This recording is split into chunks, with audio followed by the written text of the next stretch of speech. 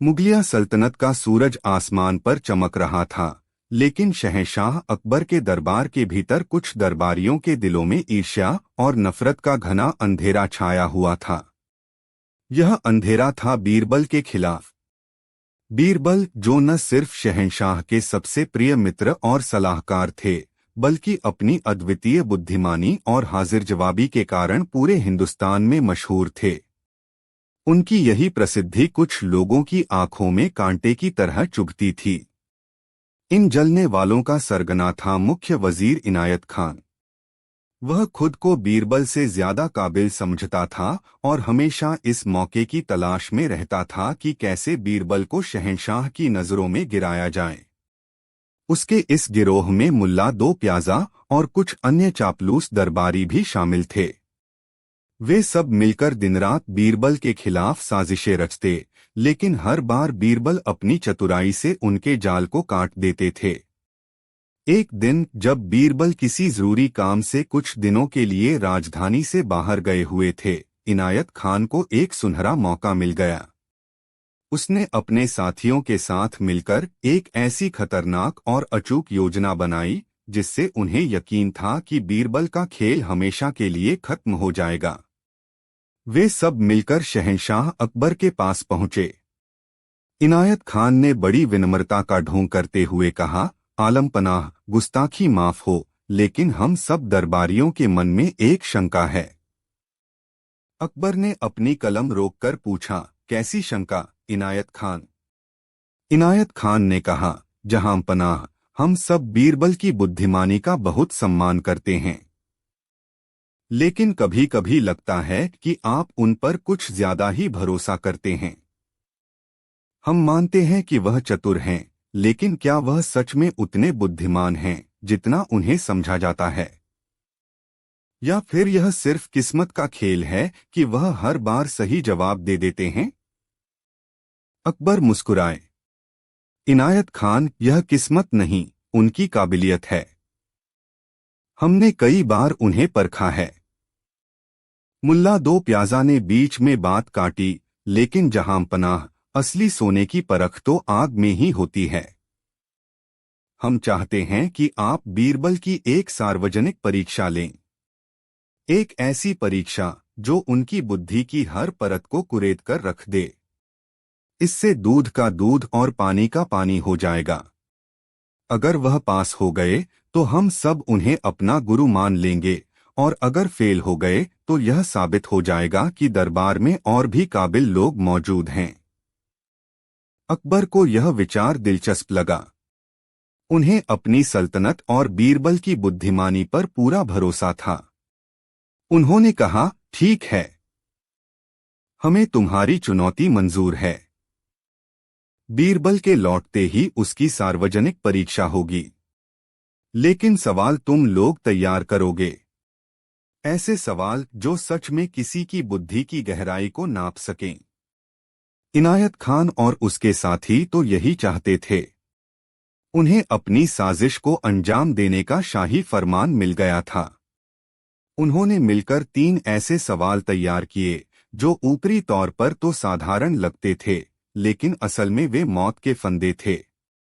उनका मानना था कि इन सवालों का जवाब देना किसी भी इंसान के बस की बात नहीं है। जब बीरबल यात्रा से लौटे तो उन्हें इस परीक्षा के बारे में बताया गया। उन्होंने शांत भाव से इसे स्वीकार कर लिया। उन्हें अपने दुश्मनों की साजिश का अंदाजा था, लेकिन उन्हें अपनी बुद्धि और ईश्वर पर पूरा भरोसा था। परीक्षा का दिन आ गया। आगरा के किले का दीवान-ए-आम खचाखच भरा हुआ था।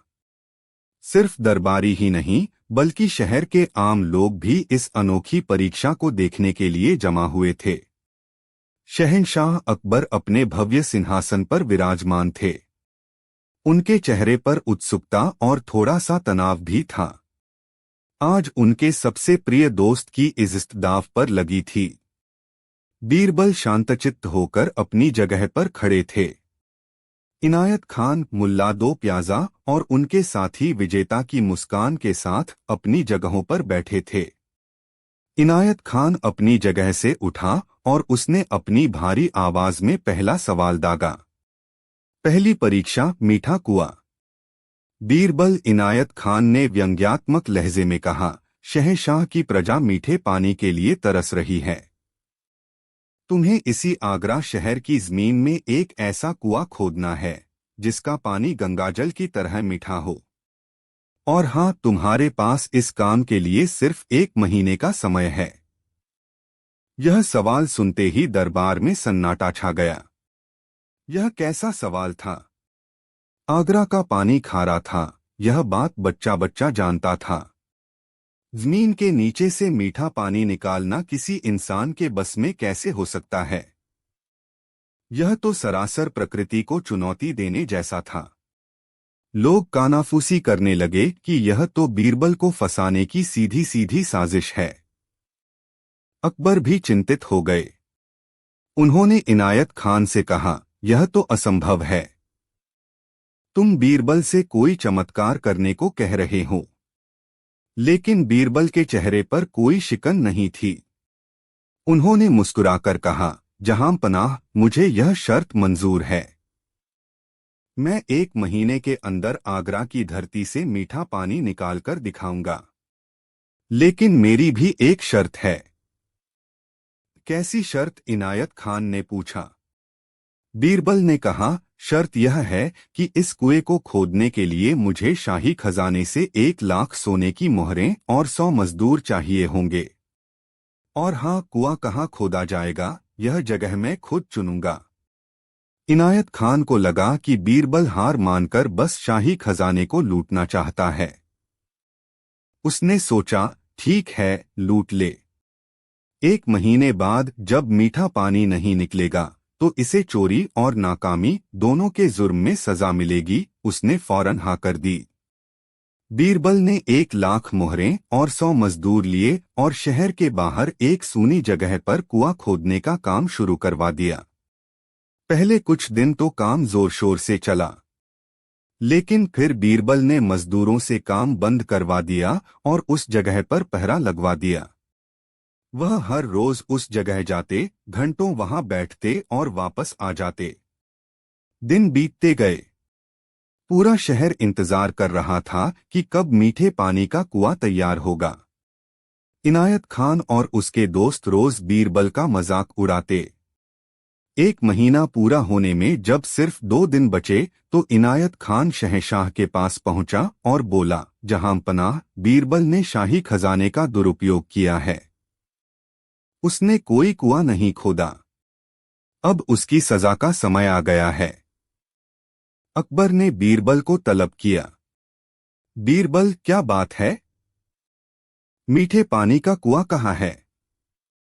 बीरबल ने बड़ी शांति से जवाब दिया, आलम पनाह, कुआं लगभग तैयार है। बस उसमें मीठा पानी आना बाकी है, जिसके लिए एक छोटा सा अनुष्ठान करना होगा। कल सुबह आप और पूरा दरबार उस जगह पर चलिए, मैं आपको मीठा पानी दिखाता हूँ। अगली सुबह शहंशाह अकबर, मीर जफर, इनायत खान और पूरा दरबार उस जगह पर पहुंचा। उन्होंने देखा कि वहां एक आधा अधूरा खुदा हुआ गड्ढा है। इनायत खान ने ताना कसा, यही है तुम्हारा मीठा कुआं, बीरबल? बीरबल ने उसकी बात को नजरअंदाज किया और एक बड़े से थाल में पूजा की सामग्री लेकर उस गड्ढे के पास बैठ गए। उन्होंने आंखें बंद की और जोर जोर से मंत्र पढ़ने लगे। फिर उन्होंने आंखें खोलीं और इनायत खान की ओर देखकर कहा, वजीर साहब, इस कुएं में मीठा पानी लाने की एक ही शर्त है। इस कुएं में पहला फावड़ा कोई ऐसा इंसान चलाएगा जिसने अपनी जिंदगी में कभी कोई पाप न किया हो, कभी झूठ न बोला हो और कभी किसी का दिल न दुखाया हो। जैसे ही ऐसा पवित्र इंसान इस जमीन पर फावड़ा मारेगा, मीठे पानी का सोता खुद ब खुद फूट पड़ेगा। यह कहकर बीरबल ने एक सुनहरा फावड़ा इनायत खान की ओर बढ़ा दिया। आप हमारे मुख्य वजीर हैं। आपसे ज्यादा पवित्र और नेक इंसान कौन हो सकता है? कृपया आप ही यह शुभ काम कीजिए। यह सुनते ही इनायत खान का चेहरा फक हो गया। उसकी सिट्टी पिट्टी गुम हो गई। वह जानता था कि उसने अपनी जिंदगी में कितने पाप किए हैं, कितने झूठ बोले हैं और कितने लोगों का दिल दुखाया है। अगर उसने फावड़ा चलाया और पानी नहीं निकला तो उसकी सारी पोल खुल जाएगी। उसने कांपते हुए हाथों से फावड़ा लेने से इनकार कर दिया। नहीं, नहीं, मैं इस काम के योग्य नहीं हूं। मुझसे जाने अनजाने में कई गलतियां हुई हैं। फिर बीरबल ने मुल्ला दो प्याजा की ओर फावड़ा बढ़ाया। मुल्ला भी पीछे हट गया।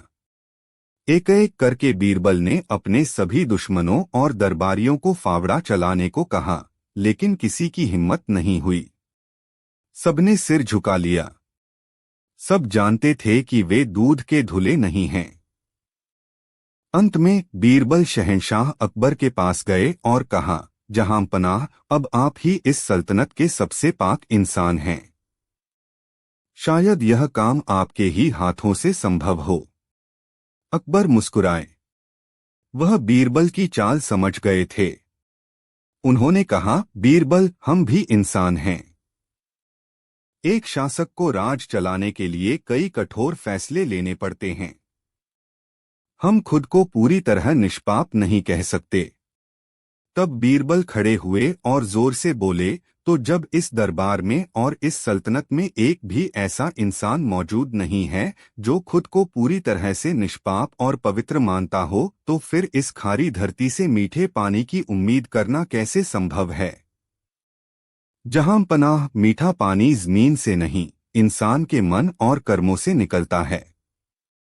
जब तक हमारे दिलों में खारापन, ईर्ष्या और पाप भरा रहेगा, तब तक हमें मीठा पानी कैसे मिल सकता है? यह जवाब सुनकर पूरा दरबार निशब्द हो गया। बीरबल ने न सिर्फ एक असंभव सवाल का दार्शनिक जवाब दिया था, बल्कि अपने दुश्मनों को उन्हीं के बुने जाल में फंसाकर भरी सभा में बेनकाब भी कर दिया था। अकबर ने खड़े होकर बीरबल के लिए तालियां बजाईं। पहली परीक्षा में बीरबल शानदार तरीके से पास हुए थे। इनायत खान और उसके साथियों का सिर शर्म से झुक गया था, लेकिन उनकी नफरत की आग अभी बुझी नहीं थी। अब मुल्ला दो प्याजा आगे आया और उसने दूसरी चुनौती पेश की। दूसरी परीक्षा, दुनिया का सबसे कीमती धागा। मुल्ला दो प्याजा ने अपनी कपटी मुस्कान के साथ कहा, वाह बीरबल, वाह। बातों में तुम्हारा कोई जवाब नहीं, लेकिन अब तुम्हें कुछ करके दिखाना होगा। तुम्हें 7 दिनों के अंदर दुनिया का सबसे कीमती और सबसे मजबूत धागा लाकर शहंशाह को पेश करना है। एक ऐसा धागा जो कभी न टूटे। यह एक और चालाक सवाल था। दुनिया में ऐसा कौन सा धागा हो सकता है जो कभी न टूटे? रेशम, सोना, चांदी, हर धागे की अपनी एक सीमा होती है।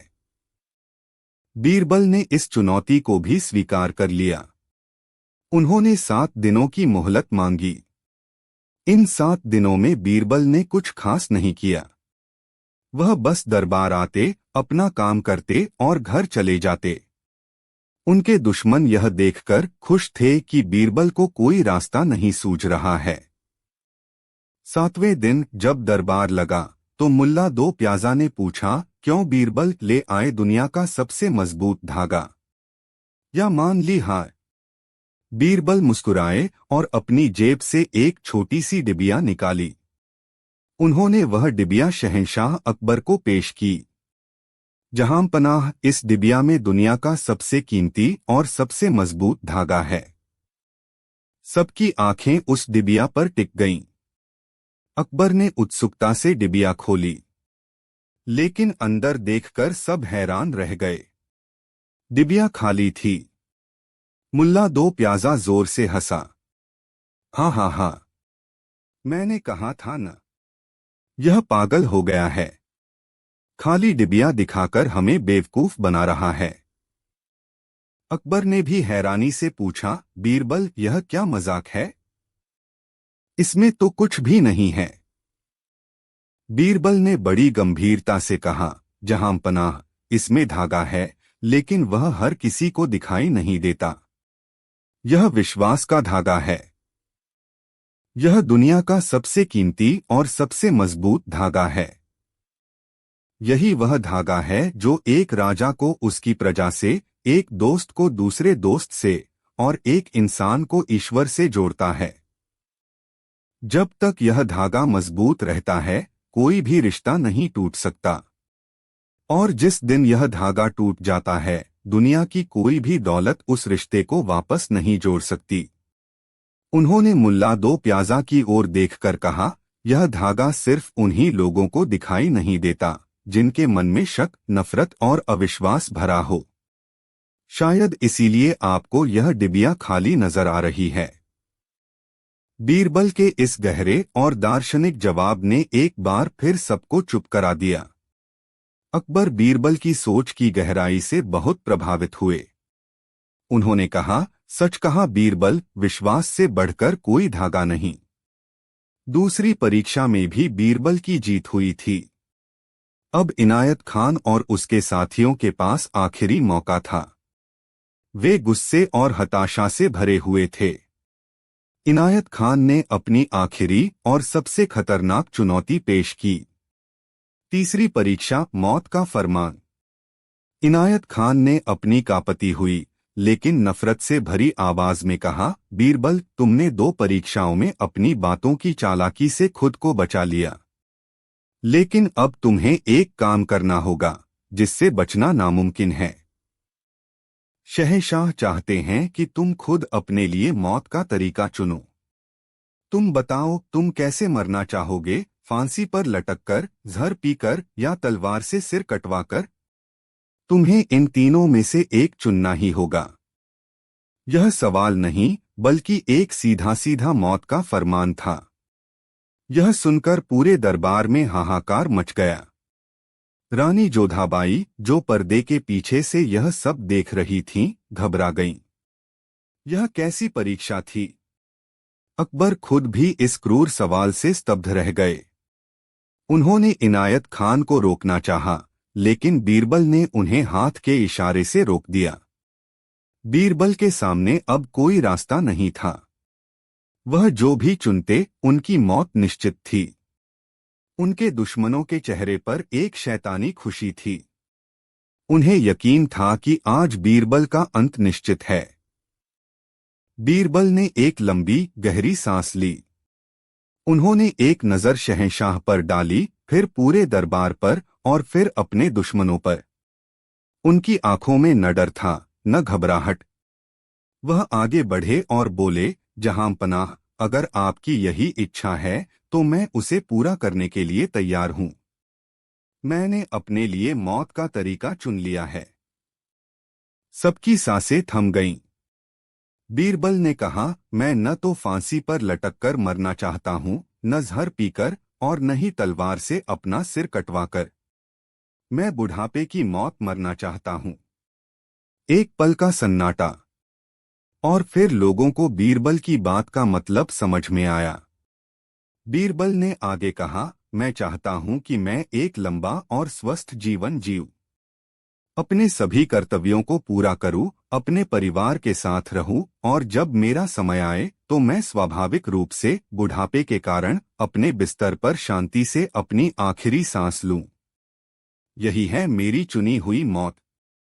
यह एक ऐसा जवाब था जिसकी किसी ने कल्पना भी नहीं की थी।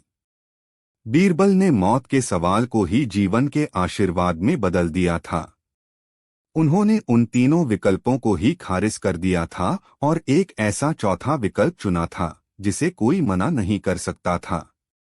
यह जवाब सुनकर इनायत खान और उसके साथियों के पैरों तले जमीन खिसक गई। उनकी आखिरी और सबसे घातक साजिश भी बीरबल की बुद्धि के सामने तार-तार हो गई थी। शहंशाह अकबर अपनी गद्दी से उठ खड़े हुए। उनकी आंखों में खुशी और गर्व के आंसू थे। वह चलकर बीरबल के पास आए और उन्हें गले से लगा लिया। बीरबल, तुम सिर्फ मेरे मंत्री या दोस्त नहीं हो, तुम इस सल्तनत की आत्मा हो। आज तुमने साबित कर दिया कि बुद्धि किसी भी तलवार से ज्यादा तेज और किसी भी जहर से ज्यादा घातक होती है। तुमने मौत को भी अपनी चतुराई से जीवनदान में बदल दिया। उन्होंने गुस्से में इनायत खान और उसके साथियों की ओर देखा और कहा, और तुम जैसे लोग जो ईर्ष्या की आग में जलते हैं, वे जीते जी ही मरे हुए के समान हैं। सिपाहियों, इन साजिशकर्ताओं को गिरफ्तार कर लो और काल कोठरी में डाल दो। उस दिन के बाद किसी की हिम्मत नहीं हुई कि वह बीरबल की बुद्धिमानी को चुनौती दे सके। यह कहानी इतिहास में हमेशा के लिए अमर हो गई कि कैसे बीरबल ने 3 कठिन परीक्षाओं को पास करके न सिर्फ अपनी जान और इज्जत बचाई, बल्कि यह भी साबित कर दिया कि सच्ची बुद्धि किसी भी मुश्किल या साजिश से हमेशा एक कदम आगे रहती है। कहानी 2। आगरा शहर, जो मुगलिया सल्तनत की धड़कन हुआ करता था, सिर्फ अपनी आलीशान इमारतों और शाही दरबार के लिए ही नहीं, बल्कि अपनी कला और संस्कृति के लिए भी मशहूर था। शहंशाह अकबर खुद कला के बड़े कदरदान थे और उनके राज में कवियों, संगीतकारों और कलाकारों को खूब सम्मान मिलता था। उन्हीं दिनों आगरा की गलियों में एक प्रतिभाशाली लेकिन गरीब कवि रहता था, जिसका नाम था चंद्रभान। उसकी कविताओं में जादू था। जब वह प्रकृति का वर्णन करता तो सुनने वालों की आंखों के सामने हरे भरे जंगल और कलकल करती नदियां आ जातीं। जब वह प्रेम पर लिखता तो दिलों में मोहब्बत की घंटियां बजने लगतीं। और जब वह वीरता की कविता सुनाता तो लोगों की भुजाएं फड़कने लगतीं। लेकिन अफसोस, उसकी कला जितनी अमीर थी, वह खुद उतना ही गरीब था। उसे अपनी कला के लिए कभी उचित सम्मान या पारिश्रमिक नहीं मिला। आगरा में ही एक सेठ रहता था, जिसका नाम था जमनादास। जमनादास शहर के सबसे अमीर लोगों में से एक था, लेकिन उसकी अमीरी जितनी बड़ी थी, उसका दिल उतना ही छोटा था। वह मक्खी चूस के नाम से पूरे शहर में बदनाम था। लोग कहते थे कि सेठ जमनादास के हाथ से पैसा निकालना मतलब मगरमच्छ के मुंह से निवाला छीनने जैसा है। वह कला का शौकीन होने का दिखावा तो करता था, लेकिन कलाकारों को उनका हक देने के नाम पर उसकी नानी मर जाती थी। एक दिन सेठ जमनादास ने अपने नए महल के उद्घाटन के अवसर पर एक भव्य दावत और कवि सम्मेलन का आयोजन किया। उसने शहर के सभी नामी गिरामी लोगों को बुलाया। अपनी शान दिखाने के लिए उसने ऐलान किया कि जो भी कवि उसकी और उसके महल की प्रशंसा में सबसे अच्छी कविता सुनाएगा, उसे वह सोने की 100 मोहरों का इनाम देगा। 100 सोने की मोहरें, यह एक बहुत बड़ी रकम थी। यह खबर आग की तरह पूरे शहर में फैल गई। चंद्रभान के कानों तक भी यह बात पहुंची। उसके घर में कई दिनों से चूल्हा ठीक से नहीं जला था। उसकी पत्नी और बच्चे भूखे थे। 100 मोहरों का इनाम उसके लिए किसी खजाने से कम नहीं था। उसने सोचा कि यह अपनी गरीबी दूर करने का एक सुनहरा मौका है। चंद्रभान ने अपनी सारी प्रतिभा झोंक दी। उसने दिनरात एक करके एक ऐसी कविता लिखी जो उसकी अब तक की सबसे बेहतरीन रचना थी। उसने उस कविता में सेठ जमनादास की झूठी तारीफों के पुल बांध दिए। उसने उसे दानी कर्ण और राजा हरिश्चंद्र जैसा बता दिया।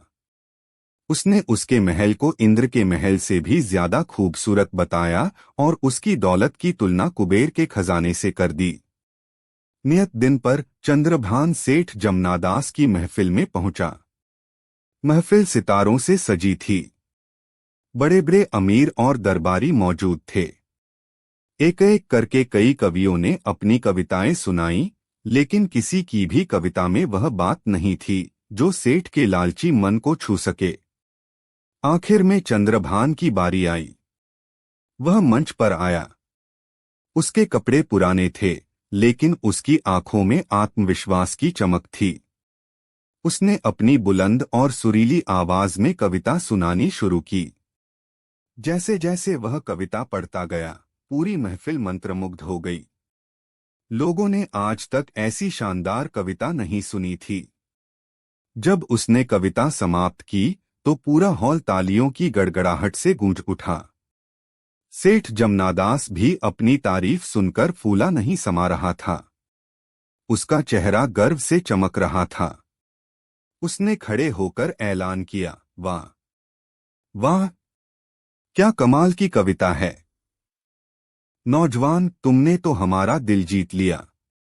तुम ही इस इनाम के असली हकदार हो। चंद्रभान की आंखों में खुशी के आंसू आ गए। उसे लगा कि आज उसकी सारी मुश्किलें खत्म हो जाएंगी। सेठ ने उसे अपने पास बुलाया और उसकी पीठ थपथपाते हुए कहा, तुम्हारी कविता ने हमें बहुत आनंद दिया। हम तुमसे बहुत प्रसन्न हुए। चंद्रभान ने उम्मीद से सेठ की ओर देखा, इनाम की थैली का इंतजार करने लगा।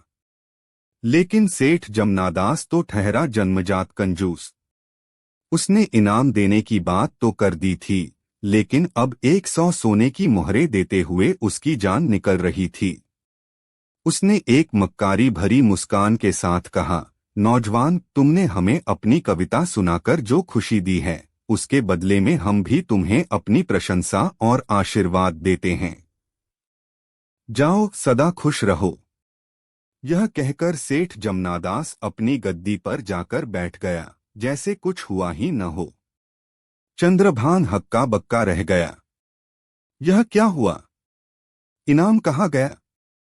उसने हिम्मत करके पूछा, सेठ जी, लेकिन आपने तो 100 मोहरों का इनाम देने का वादा किया था। सेठ जमनादास जोर से हंसा। अरे भोले कवि, तुम दुनियादारी नहीं समझते। तुमने हमें शब्दों का आनंद दिया, बदले में हमने भी तुम्हें प्रशंसा के शब्द दिए। हिसाब बराबर। अब जाओ, हमारा समय बर्बाद मत करो। यह सुनकर चंद्रभ का दिल टूट गया। भरी महफिल में उसका अपमान हुआ था। उसकी कला का, उसके शब्दों का कोई मोल नहीं था। उसकी आंखों से आंसू बहने लगे। वह बेबस, लाचार और अपमानित महसूस कर रहा था। वह चुपचाप उस महफिल से बाहर निकल आया। कई दिनों तक चंद्रभान उदास रहा। उसे सेठ के धोखे का बहुत गहरा सदमा लगा था। उसकी पत्नी ने उसे हिम्मत दी और सलाह दी, स्वामी, आप इतने निराश क्यों होते हैं? हमारे शहर में गरीबों और बेबसों का एक ही सहारा है, बीरबल। आप उनके पास जाइए। मुझे यकीन है वह आपकी मदद जरूर करेंगे। पत्नी की बात सुनकर चंद्रभान की आंखों में एक उम्मीद की किरण जागी। हाँ, बीरबल, शहंशाह अकबर के सबसे बुद्धिमान मंत्री। वह न्याय के लिए जाने जाते थे। अगले ही दिन चंद्रभान बीरबल के दरबार में पहुंचा। बीरबल उस समय कुछ फरियादियों की समस्याएं सुन रहे थे। जब चंद्रभान की बारी आई तो उसने अपनी सारी आपबीती बीरबल को सुना दी। उसने बताया कि कैसे सेठ जमनादास ने इनाम का लालच देकर उससे कविता लिखवाई और फिर वादा करके मुकर गया। बीरबल ने पूरी कहानी बड़े ध्यान से सुनी। उन्हें उस कंजूस सेठ पर बहुत गुस्सा आया, जिसने एक गरीब कलाकार के साथ ऐसा भद्दा मजाक किया था। उन्होंने चंद्रभ को दिलासा देते हुए कहा, कविराज, तुम चिंता मत करो। कला का अपमान ईश्वर का अपमान है। तुम्हें तुम्हारा हक जरूर मिलेगा। मैं तुम्हें वचन देता हूं कि सेठ जमनादास तुम्हें तुम्हारी 100 मोहरें देगा, वह भी पूरे सम्मान के साथ। बीरबल ने चंद्रभान को घर भेज दिया और खुद एक योजना बनाने में लग गए। वह जानते थे कि सेठ जमनादास से सीधे सीधे पैसा निकलवाना आसान नहीं है। उसके लिए कोई टेढ़ी चाल ही चलनी पड़ेगी। अगले दिन बीरबल ने एक व्यापारी का भेष बदला। उन्होंने एक शानदार पोशाक पहनी, सिर पर एक कीमती पगड़ी बांधी और अपने साथ कुछ सिपाहियों को नौकरों के रूप में ले लिया। वह एक आलीशान घोड़ागाड़ी में बैठकर सेठ जमनादास की दुकान पर पहुंचे। सेठ जमनादास अपनी गद्दी पर बैठा मक्खियां मार रहा था। जैसे ही उसने इतनी भव्य घोड़ागाड़ी और एक अमीर व्यापारी को अपनी दुकान की ओर आते देखा, उसकी आंखें चमक उठीं। उसे लगा कि आज कोई बड़ी मुर्गी फंसने वाली है। वह दौड़कर दुकान के बाहर आया और बड़ी विनम्रता से बीरबल के सामने झुक गया। आइए आइए हुजूर, पधारिए। यह तो मेरा सौभाग्य है कि आप जैसे महान व्यापारी ने मेरी गरीब की दुकान पर कदम रखे। बताइए, मैं आपकी क्या सेवा कर सकता हूँ? बीरबल ने एक अमीर व्यापारी की तरह रौबदार आवाज में कहा, हम सेठ जमनादास से मिलना चाहते हैं। हमने उनकी ईमानदारी और व्यापारिक समझ की बहुत तारीफ सुनी है। सेठ ने छाती फुलाकर कहा, जी मैं ही हूँ अभागा जमनादास। बीरबल ने कहा, सेठ जी, मैं एक सौदागर हूँ और मुझे अपनी बेटी की शादी के लिए कुछ बहुत ही कीमती और दुर्लभ चीजों की जरूरत है। मुझे पता चला है कि आपके पास कला की बहुत अच्छी परख है। मैं चाहता हूं कि आप मेरे लिए शहर के सबसे बेहतरीन कलाकार, कवि और संगीतकार चुनें। मैं उन्हें अपनी बेटी की शादी में प्रदर्शन के लिए ले जाना चाहता हूं। और हाँ, पैसे की चिंता बिल्कुल मत करना। मुहमांगी कीमत मिलेगी। पैसे की चिंता नहीं। यह सुनकर तो सेठ जमनादास के कानों में शहद घुल गया। उसकी लार टपकने लगी। उसने सोचा कि यह तो बैठे बिठाए मोटी दलाली कमाने का मौका है।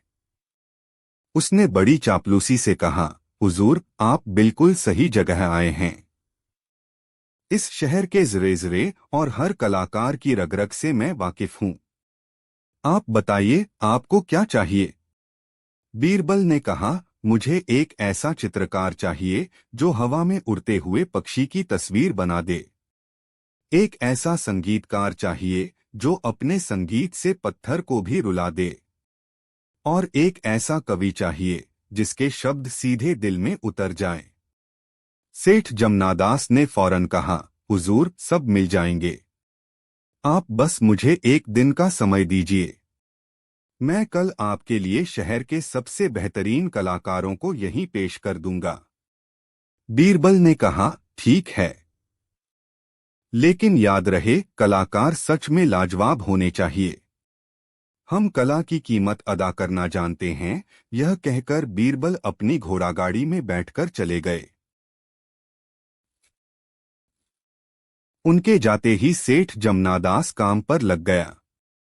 उसने अपने नौकरों को दौड़ाया और शहर के सबसे अच्छे चित्रकार और संगीतकार को बुलवाया। और कवि के लिए उसके दिमाग में फौरन चंद्रभान का नाम आया। वह जानता था कि चंद्रभान से अच्छा कवि पूरे आगरा में नहीं है। वह खुद चंद्रभान की टूटी फूटी झोपड़ी में पहुंचा। चंद्रभान उसे देखकर हैरान रह गया। सेठ ने बड़ी मीठी ज़बान में कहा, अरे कविराज, आप यहाँ छिपे बैठे हैं और हम आपको पूरे शहर में ढूंढ रहे हैं। उस दिन महफिल में जो हुआ उसके लिए हमें बहुत अफसोस है। असल में हम तुम्हारी परीक्षा ले रहे थे कि तुम अपमान सह सकते हो या नहीं। तुम उस परीक्षा में पास हो गए। चंद्रभान चुप रहा। वह सेठ की मक्कारी को समझ रहा था। सेठ ने कहा, खैर छोड़ो पुरानी बातें। तुम्हारे लिए एक बहुत बड़ा मौका है। एक बहुत अमीर सौदागर आया है जो अपनी बेटी की शादी के लिए सबसे अच्छे कवि की तलाश में है। वह तुम्हें 200 सोने की मोहरें देने को तैयार है। बस तुम्हें कल सुबह मेरी दुकान पर आकर उसके सामने एक कविता सुनानी होगी। 200 मोहरें। चंद्रभान हैरान था, लेकिन उसे बीरबल की बातें याद थीं। उसने सेठ से कहा, सेठ जी, मैं आपके साथ चलूंगा, लेकिन मेरी एक शर्त है। कैसी शर्त? सेठ ने चिढ़कर पूछा। चंद्रभान ने कहा, शर्त यह है कि आप पहले मेरी उन 100 मोहरों का इनाम चुकाएंगे जो आपने अपनी महफिल में देने का वादा किया था। जब तक मुझे मेरा पिछला हक नहीं मिलेगा, मैं आपके लिए एक शब्द भी नहीं लिखूंगा। सेठ जमनादास फंस गया। 200 मोहरों की दलाली का लालच बहुत बड़ा था। उसने सोचा, ठीक है, 100 मोहरें दे दूंगा, लेकिन बदले में 200 तो मिलेंगे, जिसमें से अच्छा खासा हिस्सा मेरा होगा। उसने मन मारकर 100 सोने की मोहरों की थैली चंद्रभान को दे दी। चंद्रभान ने थैली लेकर अपनी पत्नी को दी और सेठ के साथ चल पड़ा। अगले दिन सेठ की दुकान पर महफिल जमी। चित्रकार और संगीतकार पहले से ही मौजूद थे। थोड़ी देर में बीरबल व्यापारी के भेष में अपनी शाही सवारी में वहां पहुंचे। सेठ ने झुककर उनका स्वागत किया। आइए हुजूर, मैंने आपके हुक्म के मुताबिक शहर के नायाब हीरों को इकट्ठा किया है। बीरबल ने अपनी गद्दी संभाली। सबसे पहले चित्रकार ने अपनी कला दिखाई, फिर संगीतकार ने अपना संगीत सुनाया। बीरबल ने दोनों की तारीफ की। आखिर में सेठ ने बड़े गर्व से चंद्रभान को पेश किया। और हुजूर, यह हैं इस शहर के शब्दों के जादूगर कवि चंद्रभान। इनकी कविता सुनकर आपकी रूह खुश हो जाएगी।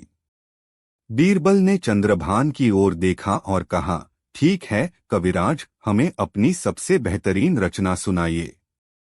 चंद्रभान ने अपनी जेब से एक कागज निकाला और पढ़ना शुरू किया। लेकिन यह कोई कविता नहीं थी। यह एक अर्जी थी, एक शिकायत पत्र था।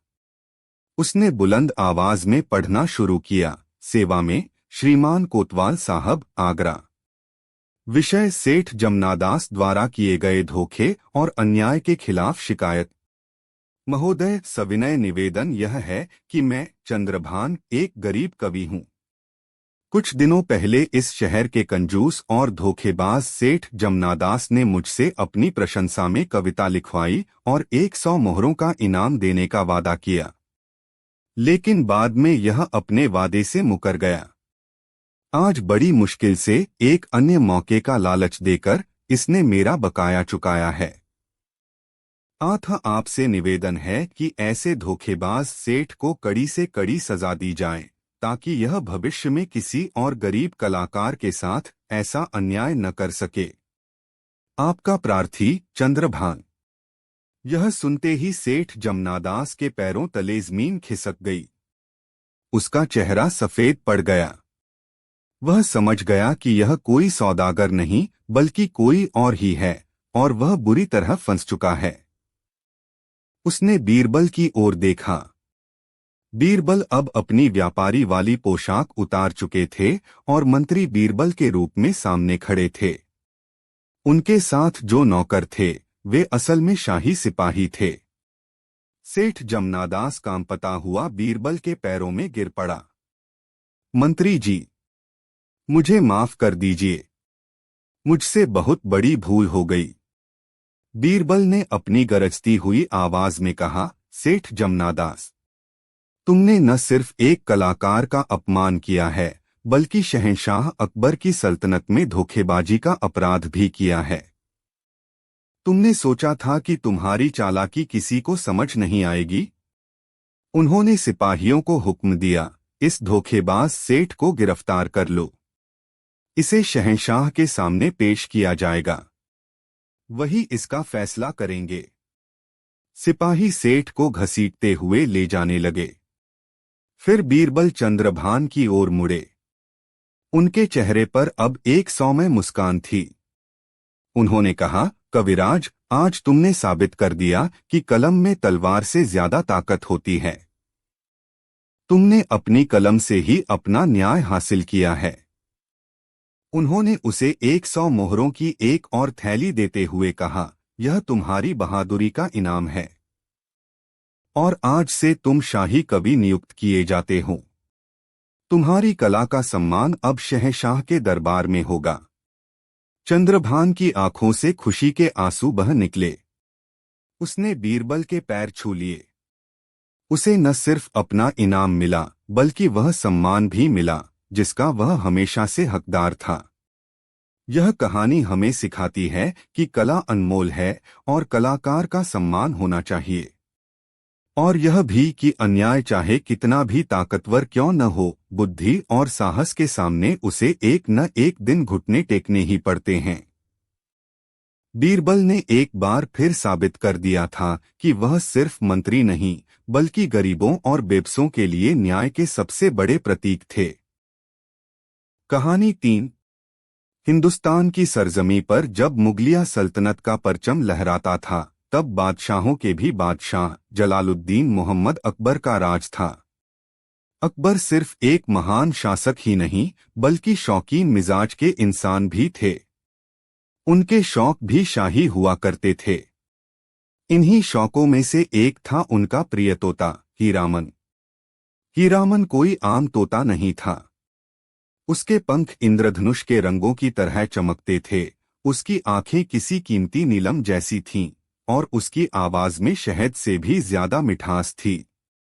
वह सिर्फ रटरटाए शब्द नहीं बोलता था, बल्कि बादशाह अकबर की बातों का जवाब भी देता था। जब अकबर खुश होते तो वह मीठे गीत गाता, जब वे उदास होते तो वह चुपचाप उनके कंधे पर बैठकर उन्हें दिलासा देता। अकबर उसे अपनी जान से भी ज्यादा प्यार करते थे।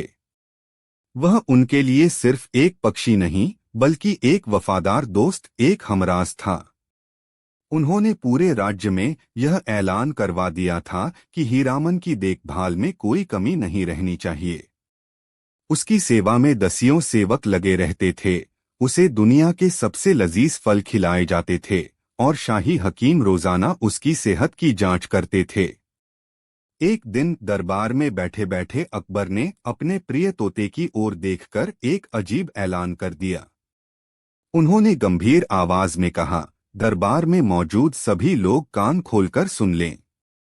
हमारा यह तोता हमें अपनी जान से भी ज्यादा प्यारा है।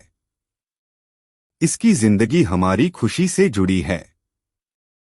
इसलिए हम आज यह हुक्म जारी करते हैं कि जो कोई भी, चाहे वह कोई भी हो, हमें इस तोते की मौत की खबर सुनाएगा, उसका सिर उसी पल कलम कर दिया जाएगा।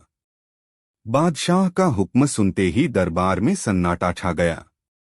दरबारी एक दूसरे को डर से देखने लगे।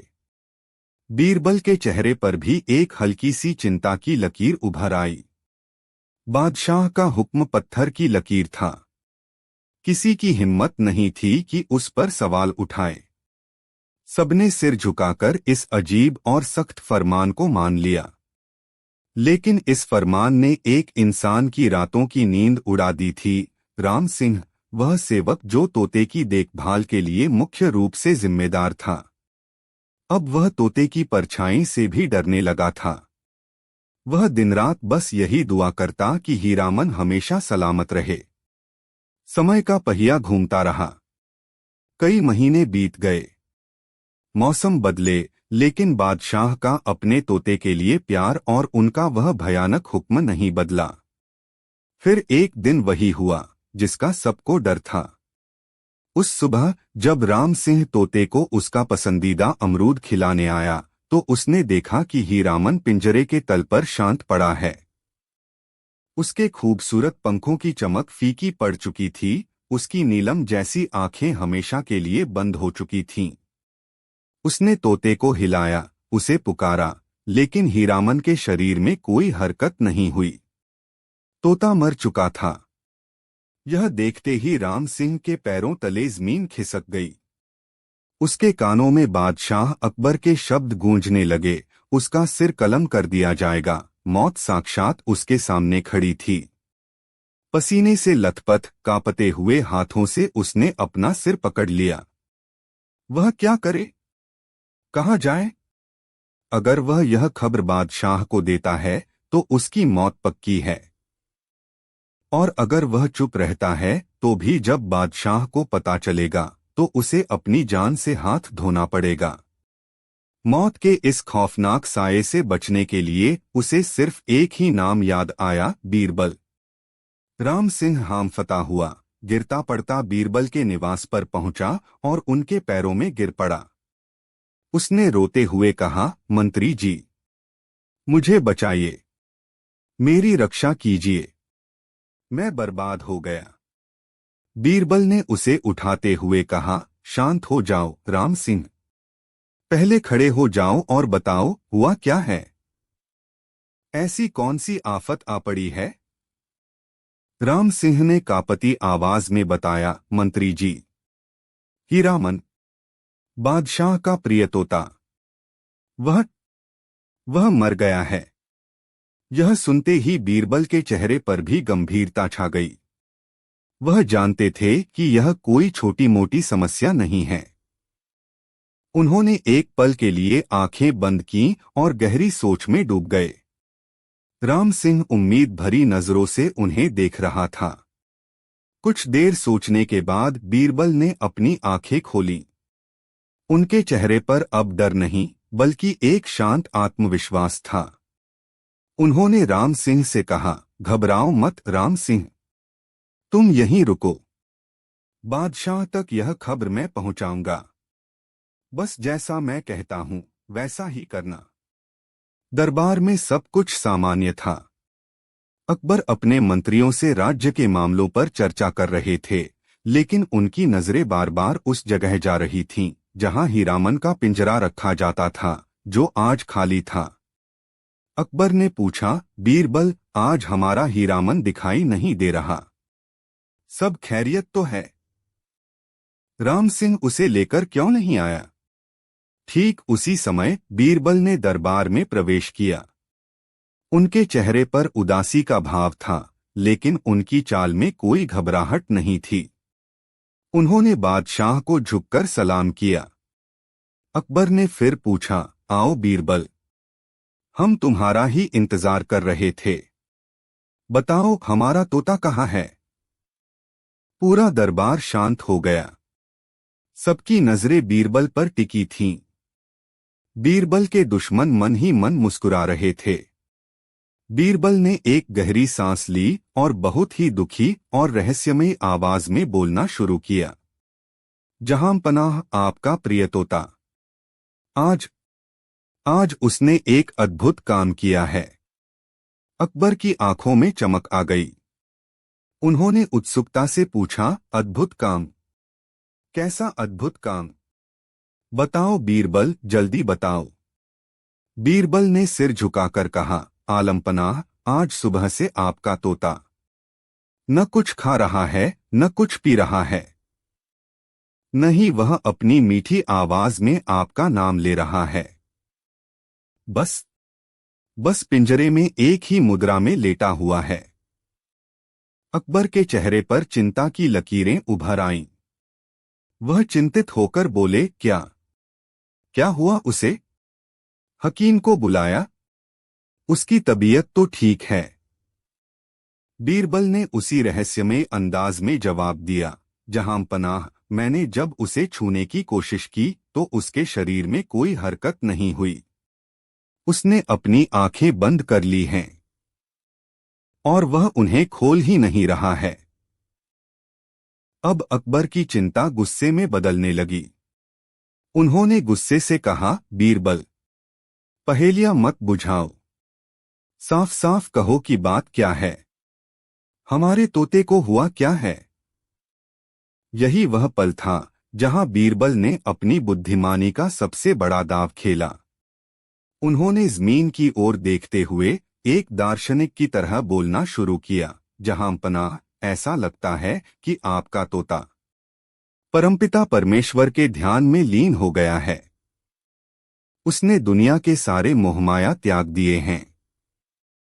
उसने अपनी सांसों पर ऐसा नियंत्रण पा लिया है कि उसकी सांसें चल ही नहीं रहीं। वह एक महान योगी की तरह समाधि में चला गया है। अकबर असमंजस में पड़ गए और पूछा, समाधि? योगी? बीरबल, तुम कहना क्या चाहते हो? इसका मतलब क्या है? बीरबल और भी गंभीर होकर बोले, जहां पनाह, उसने अपना नश्वर शरीर त्याग दिया है और उसकी आत्मा परमात्मा से मिलने के लिए स्वर्ग की ओर प्रस्थान कर गई है। वह ऊपर आसमान की ओर एकटक देख रहा था। फिर उसने पंख फैलाए और बस शांत हो गया। वह उस अवस्था में पहुंच गया है जहां से कोई वापस नहीं आता। अपनी बात खत्म करके बीरबल चुप हो गए और अपना सिर झुका लिया। बीरबल ने एक बार भी मर गया, मौत या मृत्यु जैसे शब्दों का इस्तेमाल नहीं किया। उन्होंने तोते की मौत को एक आध्यात्मिक यात्रा की तरह पेश किया। अकबर बीरबल की बातें सुनकर स्तब्ध रह गए।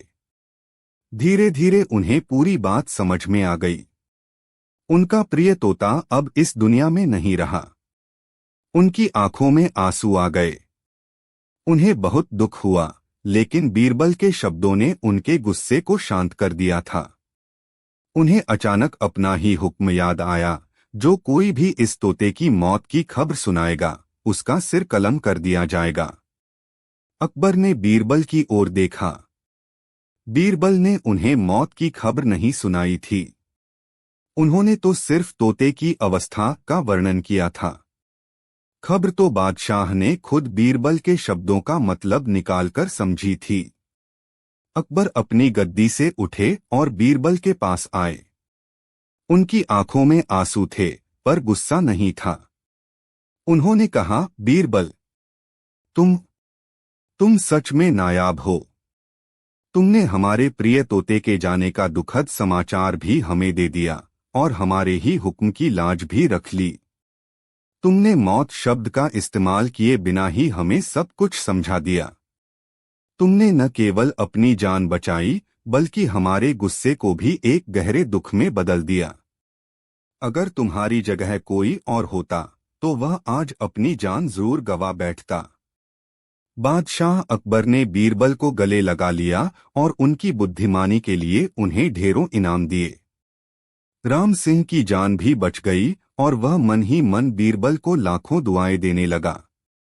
यह कहानी हमें सिखाती है कि शब्द तलवार से भी ज्यादा ताकतवर होते हैं।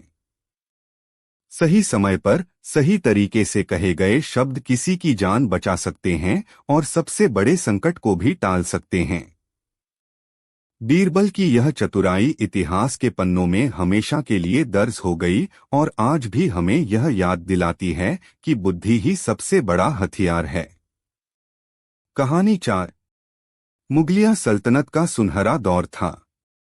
आगरा का किला चांद की दूधिया रोशनी में नहाया हुआ था और यमुना की लहरें चांदी की तरह चमक रही थीं।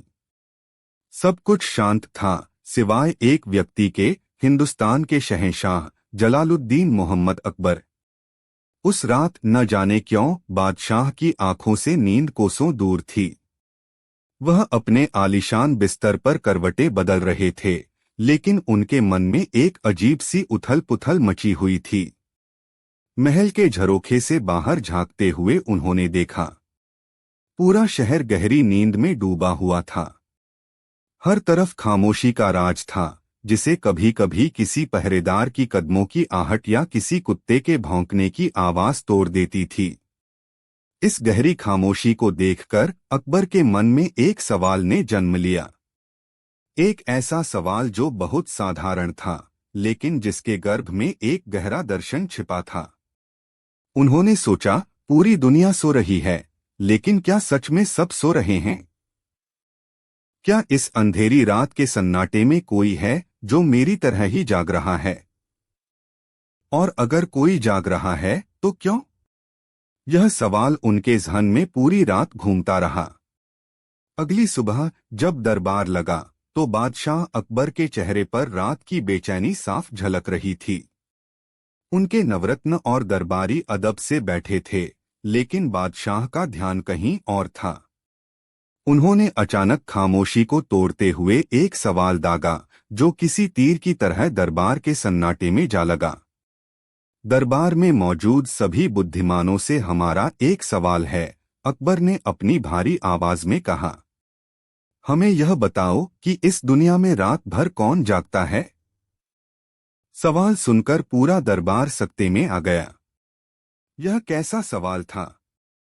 इतना आसान फिर भी इतना अजीब। कुछ दरबारी, जो हमेशा बादशाह को खुश करने का मौका ढूंढते रहते थे, फौरन जवाब देने के लिए उतावले हो गए। एक मंत्री, जो अपनी चापलूसी के लिए मशहूर था, खड़ा हुआ और बोला, आलमपनाह, यह तो बहुत ही आसान है। रात भर उल्लू जागता है। दरबार में कुछ दबी हुई हंसी की लहर दौड़ गई। अकबर ने कोई प्रतिक्रिया नहीं दी, बस उसे घूरकर देखा। एक और दरबारी, जो खुद को बहुत ज्ञानी समझता था, ने कहा, जहां पनाह, मेरी समझ से रात भर चोर और डाकू जागते हैं, जो दूसरों के घरों में सेंध लगाने की फिराक में रहते हैं। तीसरे ने कहा, नहीं हुजूर, हमारे शहर के जांबाज पहरेदार रात भर जागकर हमारी सुरक्षा करते हैं। किसी ने जुगनों का नाम लिया तो किसी ने सितारों का। जवाबों की झड़ी लग गई, लेकिन कोई भी जवाब बादशाह अकबर के मन को छू नहीं पाया। उन्हें लगा कि ये सब ऊपरी बातें हैं। उनके सवाल में जो गहराई थी उसे कोई समझ नहीं पा रहा था। वह निराश होने लगे। उनकी नजरें उस एक चेहरे को ढूंढ रही थीं, जो हमेशा उनके मुश्किल सवालों को अपनी बुद्धिमानी से सुलझा देता था, बीरबल। बीरबल दरबार में मौजूद थे, लेकिन हमेशा की तरह वह चुपचाप सब कुछ सुन और देख रहे थे। उनके चेहरे पर एक हल्की सी मुस्कान थी, मानो वह जानते हों कि बादशाह के मन में क्या चल रहा है। अकबर ने आखिरकार बीरबल की ओर देखा। बीरबल, पूरा दरबार जवाब दे चुका है, लेकिन हमें संतुष्टि नहीं मिली। अब तुम ही बताओ, हमारी इस पहेली का सही जवाब क्या है? रात भर कौन जागता है? पूरा दरबार अब बीरबल की ओर देखने लगा। सबको उम्मीद थी कि बीरबल हमेशा की तरह कोई चतुराई भरा और हाजिर जवाब देंगे, लेकिन इस बार ऐसा नहीं हुआ। बीरबल अपनी जगह से उठे, बादशाह को सलाम किया और बड़ी विनम्रता से बोले, जहांपनाह, आपका सवाल जितना सरल दिखता है उतना है नहीं। इसके जवाब के लिए शब्दों से ज्यादा अनुभव की जरूरत है।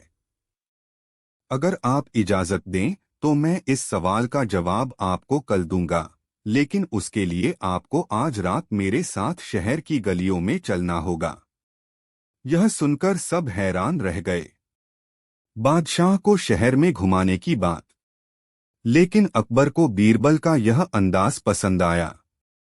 उनकी आंखों में उत्सुकता की चमक लौट आई। उन्हें लगा कि यह सिर्फ एक सवाल का जवाब नहीं, बल्कि एक नया अनुभव होने वाला है। ठीक है बीरबल, अकबर ने कहा, हमें तुम्हारी शर्त मंजूर है। आज रात हम तुम्हारे साथ चलेंगे और देखेंगे कि तुम हमें क्या दिखाना चाहते हो। उस रात जब शहर पर अंधेरे की चादर पूरी तरह से बिछ गई, बादशाह अकबर और बीरबल ने साधारण इंसानों का भेष बदला और चुपके से किले से बाहर निकल गए। आगरा की गलियां जो दिन में शोरगुल और भीड़भाड़ से भरी रहती थीं, अब बिल्कुल सुनसान और रहस्यमयी लग रही थीं। ठंडी हवा के झोंके और दूर से आती झींगुरों की आवाज इस खामोशी को और गहरा बना रही थी। अकबर ने पूछा, बीरबल, हम कहाँ जा रहे हैं? बीरबल ने मुस्कुराते हुए कहा, जहांपनाह, हम अपने सवाल का पहला जवाब ढूंढने जा रहे हैं। वे दोनों चलते चलते शहर के एक बाहरी इलाके में पहुंचे, जहां एक छोटी सी कुटिया थी। उस कुटिया के अंदर एक दिए की टिमटिमाती हुई लौ दिखाई दे रही थी। बीरबल अकबर को लेकर उस कुटिया की खिड़की के पास गए और इशारे से अंदर देखने को कहा। अकबर ने अंदर झांका। उन्होंने देखा कि एक मां अपनी गोद में एक छोटे से बच्चे को लिए बैठी है। बच्चा बुखार से तप रहा था और बेचैनी में रो रहा था। मां की आंखों में नींद और थकान साफ दिख रही थी, लेकिन उसके चेहरे पर अपने बच्चे के लिए असीम प्यार और चिंता थी। वह धीरे धीरे उसकी पीठ थपथपा रही थी, उसे लोरी सुना रही थी और बार बार एक गीले कपड़े से उसके माथे पर पट्टियां रख रही थी। उस मां की पूरी दुनिया उस बच्चे में सिमट गई थी। उसे न अपनी नींद की परवाह थी, न अपने आराम की। अकबर यह दृश्य देखकर भावुक हो गए। उन्होंने बीरबल की ओर देखा। बीरबल ने धीरे से कहा, जहांपनाह, रात भर जागने वाला यह पहला इंसान है, एक रोगी की देखभाल करने वाली मां। यह अपनी ममता और प्रेम के कारण जाग रही है। इसका जागना एक तपस्या है। अकबर खामोशी से सिर हिलाकर रह गए। उन्हें अपने सवाल का पहला और बहुत ही गहरा जवाब मिल चुका था। वहां से वे दोनों आगे बढ़े। अब वे शहर के एक अमीर मोहल्ले में थे। एक बड़े से आलीशान घर के पास पहुंचकर बीरबल फिर रुके। उस घर की छत पर कुछ परछाइयां हरकत कर रही थीं।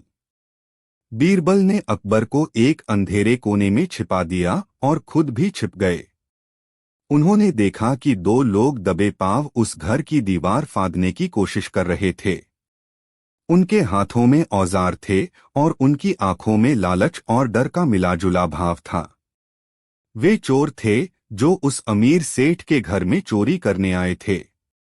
वे हर आहट पर चौंक जाते, हर परछाई से डर जाते, लेकिन उनके मन का लालच उन्हें आगे बढ़ने पर मजबूर कर रहा था।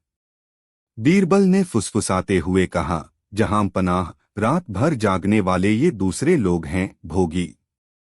ये अपने लालच, अपनी वासना और अपने स्वार्थ के लिए जाग रहे हैं। इनका जागना एक पाप है, एक अपराध है। इनकी रात डर और बेचैनी में कटती है। अकबर को अब बात समझ में आ रही थी। जागना एक ही क्रिया है, लेकिन उसके पीछे का कारण उसे अच्छा या बुरा बना देता है। वे दोनों उस गली से निकलकर शहर के बीचों बीच एक मंदिर के पास पहुंचे। मंदिर के दरवाजे बंद थे, लेकिन अंदर से किसी के भजन गाने की धीमी और मधुर आवाज आ रही थी। बीरबल अकबर को मंदिर के पिछले हिस्से में ले गए, जहां एक छोटी सी खिड़की थी। अकबर ने अंदर देखा। एक बूढ़ा साधु, जिसकी दाढ़ी चांदनी की तरह सफेद थी, आंखें बंद किए ध्यान में बैठा था। उसके चेहरे पर एक अलौकिक शांति और तेज था। वह इस दुनिया से बेखबर अपने ईश्वर की भक्ति में लीन था। उसके लिए रात और दिन का कोई भेद नहीं रह गया था। उसका जागना किसी मजबूरी या लालच का नतीजा नहीं, बल्कि उसकी आत्मा का परमात्मा से मिलन था। बीरबल ने अकबर के कान में कहा, और जहां पनाह, यह है तीसरा इंसान जो रात भर जागता है, एक योगी। यह ईश्वर की भक्ति, ज्ञान की खोज और आत्मशांति के लिए जाग रहा है। इसका जागना एक प्रार्थना है, एक साधना है। अकबर का मन श्रद्धा से भर गया। उन्होंने उस साधु को मन ही मन प्रणाम किया। एक ही रात में उन्होंने जागने के 3 अलग अलग रूप देख लिए थे, एक माँ का प्रेम, एक चोर का लालच और एक भक्त की श्रद्धा। अकबर को लगा कि शायद अब बीरबल उन्हें वापस महल ले चलेंगे, लेकिन बीरबल के मन में कुछ और ही था।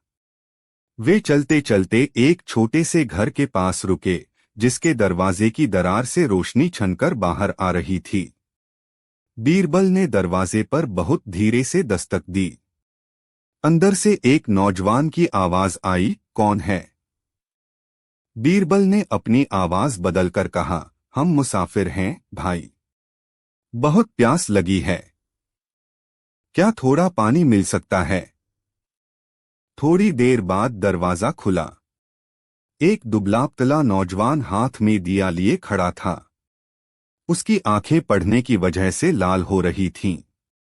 अंदर कमरे में हर तरफ किताबें और पोथियां बिखरी पड़ी थीं। वह एक विद्यार्थी था, जो शायद किसी बड़ी परीक्षा की तैयारी कर रहा था। उसने उन दोनों को पानी पिलाया। अकबर ने उससे पूछा, नौजवान, इतनी रात गए तक जागकर क्या कर रहे हो?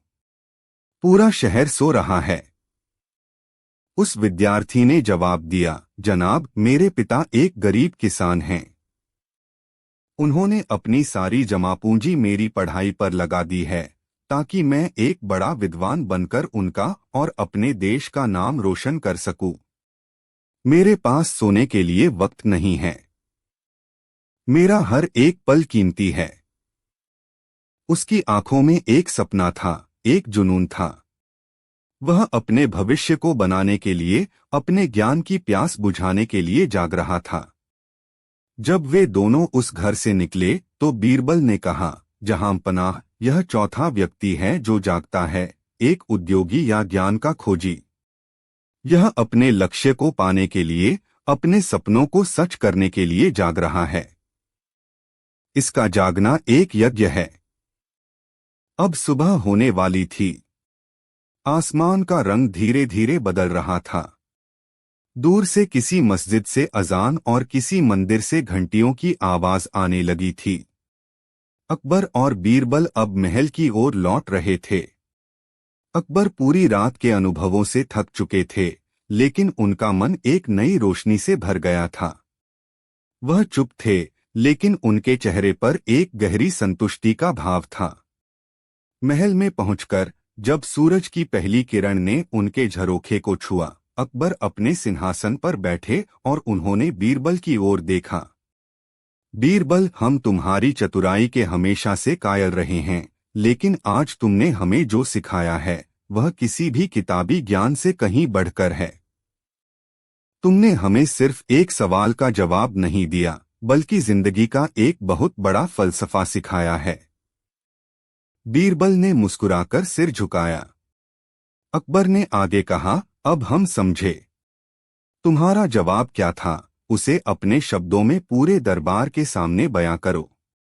बीरबल ने अपनी मधुर और गंभीर आवाज में कहना शुरू किया। जहांपनाह, आपका सवाल था कि रात भर कौन जागता है। इसका कोई एक जवाब नहीं है। रात भर 4 तरह के लोग जागते हैं। पहले हैं रोगी या उनकी देखभाल करने वाले। वे दर्द, पीड़ा या किसी अपने की चिंता में जागते हैं। उनका जागना मजबूरी और प्रेम का प्रतीक है। दूसरे हैं भोगी। वे चोर, डाकू या बुरे व्यसनों में लिप्त लोग हैं। वे अपने स्वार्थ, लालच और वासनाओं की पूर्ति के लिए जागते हैं। उनका जागना पाप और अधर्म का प्रतीक है। तीसरे हैं योगी। वे संत, साधु और भक्त हैं जो ईश्वर के ध्यान में, उसकी इबादत में जागते हैं। उनका जागना भक्ति और साधना का प्रतीक है। और चौथे हैं उद्योगी। वे विद्यार्थी, विद्वान, कलाकार या कोई भी मेहनती इंसान हैं जो अपने लक्ष्य को हासिल करने के लिए रात दिन एक कर देते हैं। उनका जागना कर्म और तप का प्रतीक है। बीरबल ने अपनी बात समाप्त करते हुए कहा, आलमपनाह, जागना तो एक क्रिया है, लेकिन कोई क्यों जाग रहा है, उसका उद्देश्य क्या है, यही बात उसे महान या तुच्छ बनाती है। एक माँ का जागना वंदनीय है, एक चोर का जागना निंदनीय है, एक योगी का जागना पूजनीय है और एक विद्यार्थी का जागना प्रशंसनीय है। बीरबल का जवाब सुनकर पूरा दरबार सन्न रह गया। किसी ने कभी एक साधारण से सवाल में इतनी गहराई की कल्पना भी नहीं की थी। अकबर अपनी गद्दी से उठ खड़े हुए। उनकी आंखों में बीरबल के लिए सम्मान और स्नेह का सागर उमड़ रहा था। उन्होंने कहा, शाबाश बीरबल, तुमने साबित कर दिया कि बुद्धि केवल शब्दों में नहीं, बल्कि अनुभव और गहरी समझ में होती है। तुमने हमारी आंखें खोल दी। आज से हम हर इंसान को सिर्फ उसके काम से नहीं, बल्कि उसके काम के पीछे की नीयत से भी परखेंगे। उस दिन के बाद जब भी शहंशाह अकबर रात में जागते तो वह सिर्फ आसमान के तारों को नहीं देखते, बल्कि अपने शहर में जाग रहे उन अनगिनत लोगों के बारे में सोचते। वह माँ, वह चोर, वह योगी और वह विद्यार्थी। और उन्हें हमेशा बीरबल का वह गहरा जवाब याद आ जाता जिसने एक साधारण सी रात को एक असाधारण सबक में बदल दिया था। कहानी 5। आगरा का किला अपनी पूरी शानो शौकत के साथ खड़ा था। सूरज की सुनहरी किरणें उसके संगमरमरी गुंबदों को चूम रही थीं और यमुना का पानी शांत बह रहा था। शहंशाह जलालुद्दीन मोहम्मद अकबर के दरबार में आज एक खास गहमागहमी थी। मौका भी खास था। दूर देश फारस के महान शाह तहमास्प ने अपने एक विशेष दूत मीर जफर को तोहफों और एक पैगाम के साथ भेजा था। मीर जफर एक लंबा, रौबदार शख्स था जिसकी दाढ़ी करीने से सवारी हुई थी और आंखों में ज्ञान से ज्यादा अहंकार झलकता था। वह अपने साथ रेशम, कीमती जवाहरात और शानदार फारसी कालीनों के ढेर लाया था। अकबर ने उसका भव्य स्वागत किया, क्योंकि दो महान सल्तनतों के बीच मैत्रीपूर्ण संबंध बनाए रखना बेहद जरूरी था। तोहफों के आदान प्रदान के बाद मीर जफर ने अपनी असली मंशा जाहिर की। उसने एक मखमली थैले से एक सुनहरा पत्र निकाला और उसे चूमकर बादशाह अकबर को पेश किया। शहंशाह हिंद मीर जफर की आवाज में एक छुपी हुई चुनौती थी। हमारे महान शाह आपकी बुद्धिमानी और आपके दरबारियों के ज्ञान का बहुत सम्मान करते हैं। पूरी दुनिया में यह मशहूर है कि आपके नवरत्नों में से एक बीरबल के पास हर सवाल का जवाब है। इसी प्रसिद्धि से प्रभावित होकर हमारे शाह ने आपके और आपके दरबार के लिए कुछ पहेलियां, कुछ सवाल भेजे हैं। वह जानना चाहते हैं कि क्या हिंदुस्तान की जमीन पर सच में इतनी प्रतिभा है। अकबर का सीना गर्व से चौड़ा हो गया। उन्होंने कहा, मीर जफर, हम आपके शाह की इस बौद्धिक चुनौती को स्वीकार करते हैं। पूछिए, क्या सवाल हैं? दरबार में मौजूद सभी मंत्री और दरबारी तनकर बैठ गए। यह अब सिर्फ एक सवाल जवाब का खेल नहीं था, यह मुगलिया सल्तनत की इज्जत का सवाल था। खासकर बीरबल के विरोधी जैसे मुख्य वजीर इनायत खान और मुल्ला दो प्याजा मन ही मन खुश हो रहे थे। उन्हें उम्मीद थी कि आज बीरबल जरूर फंसेगा और बादशाह की नजरों से गिर जाएगा। मीर जफर ने पत्र खोला और पहला सवाल पढ़ा, दुनिया का केंद्र कहाँ है? दरबार में कानाफूसी शुरू हो गई। यह कैसा सवाल था? कुछ विद्वानों ने अपने अपने तर्क दिए। किसी ने उज्जैनी का नाम लिया तो किसी ने मक्का का, लेकिन कोई भी अपने जवाब को साबित नहीं कर सकता था। अकबर ने बीरबल की ओर देखा। बीरबल अपनी जगह से उठे और मुस्कुराए। उन्होंने जमीन पर अपनी छड़ी गाड़ी और कहा, जहां पनाह, दुनिया का केंद्र ठीक इसी जगह पर है जहां मेरी छड़ी गड़ी है। अगर फारस के शाह को कोई शक हो तो वह पूरी दुनिया को किसी भी दिशा से नापकर देख सकते हैं, दूरी बिल्कुल बराबर निकलेगी। इस हाजिर जवाबी पर पूरा दरबार हंस पड़ा। मीर जफर का चेहरा थोड़ा उतर गया, लेकिन उसने खुद को संभाला। उसने दूसरा सवाल पूछा, आसमान में कितने तारे हैं? यह सवाल पहले से भी ज्यादा मुश्किल था। दरबारी एक दूसरे का मुंह ताकने लगे। भला तारों को कौन गिन सकता है? बीरबल ने बिना एक पल गवाए जवाब दिया, मीर जफर साहब, यह तो बहुत ही आसान है। उन्होंने दरबार में मौजूद एक सेवक को इशारा किया और एक भेड़ मंगवाई। फिर उन्होंने कहा, इस भेड़ के शरीर पर जितने रोए हैं, आसमान में ठीक उतने ही तारे हैं। अगर आपके शाह को यकीन न हो तो वे आराम से तसल्ली करके दोनों को गिन सकते हैं। एक बार फिर दरबार में ठहाके गूंज उठे। मीर जफर अब पूरी तरह से तिलमिला गया था। उसने सोचा था कि वह इन सवालों से मुगल दरबार को नीचा दिखाएगा, लेकिन यहाँ तो बीरबल हर गेंद को मैदान के बाहर मार रहा था। अब उसने अपना आखिरी और सबसे घातक हथियार निकाला। उसने एक गहरी सांस ली और ऐसी आवाज में बोला मानो वह कोई अंतिम फैसला सुना रहा हो। शहंशाह अकबर, मेरे शाह का अंतिम और सबसे महत्वपूर्ण सवाल यह है, समुद्र में कुल कितनी लहरें हैं? यह सवाल सुनते ही पूरे दरबार पर जैसे बिजली गिर गई। हंसी और ठहाके एक पल में गायब हो गए। मौत जैसा सन्नाटा छा गया। यह क्या मजाक था? लहरें जो एक पल बनती हैं और दूसरे पल मिट जाती हैं, उन्हें भला कौन गिन सकता है? यह एक असंभव, बेतुका और अपमानजनक सवाल था। इनायत खान और उसके साथियों की आंखों में शैतानी चमक लौट आई। उन्हें यकीन हो गया कि इस बार बीरबल का बचना नामुमकिन है। यह कोई पहेली नहीं थी, यह एक जाल था जिससे निकलने का कोई रास्ता नहीं था। अकबर का चेहरा भी गंभीर हो गया। उन्हें एहसास हो गया कि फारस के शाह ने यह सवाल सिर्फ उनकी बुद्धि की परीक्षा लेने के लिए नहीं, बल्कि उन्हें अपमानित करने के लिए भेजा था। अब सारी उम्मीदें सिर्फ बीरबल पर टिकी थीं। सबकी निगाहें बीरबल पर थीं, लेकिन आज बीरबल के चेहरे पर वह चिरपरिचित मुस्कान नहीं थी। वह गहरी सोच में डूबे हुए थे। उन्होंने अपनी आंखें बंद कर लीं, मानो वह उस विशाल समुद्र को अपने मन की आंखों से देखने की कोशिश कर रहे हों, जिसकी अनगिनत लहरें किनारों से टकराकर शोर कर रही थीं।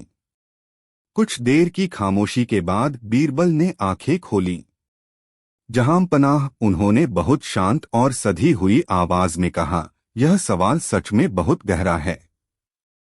इसका जवाब देने के लिए मुझे थोड़ा समय चाहिए होगा। समुद्र की लहरों का संबंध चांद, हवाओं और पृथ्वी की गति से है। मुझे इन सब का अध्ययन करना होगा। मैं आपसे 7 दिनों की मोहलत चाहता हूं। मीर जफर ने व्यंग्यात्मक मुस्कान के साथ कहा, जरूर जरूर। आप चाहें तो 7 महीने ले लीजिए, लेकिन जवाब सटीक होना चाहिए। इनायत खान को मौका मिल गया। वह तुरंत खड़ा हुआ और बोला, जहांपनाह, यह हमारी सल्तनत की इज्जत का सवाल है। अगर 7 दिनों के बाद बीरबल इसका सही जवाब नहीं दे पाए तो इससे पूरी दुनिया में हमारा मजाक उड़ेगा। मेरा सुझाव है कि इस चुनौती के साथ एक शर्त भी रखी जाए।